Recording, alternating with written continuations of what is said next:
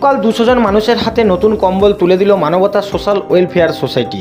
December মাসের এই প্রচণ্ড শীতের রাতে শিয়ালদহ, সোনারপুর, ঢাকুরিয়া এবং বালিগঞ্জ স্টেশনের প্ল্যাটফর্মে রাত কাটানো অসহায় সম্বলহীন মানুষদের পাশে দাঁড়াতে দক্ষিণ বারাসাত মানবতা সোশ্যাল ওয়েলফেয়ার সোসাইটির উদ্যোগে গত 14ই ডিসেম্বর মধ্যরাত থেকে 15ই ডিসেম্বর ভোররাত পর্যন্ত প্রায় 200 জনকে কম্বল উপহার দেওয়া হয়।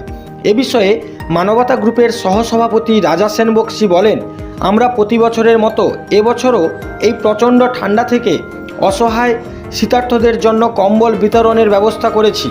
আমরা বেছে বেছে যাদের কাছে ঠান্ডা হাত থেকে রক্ষা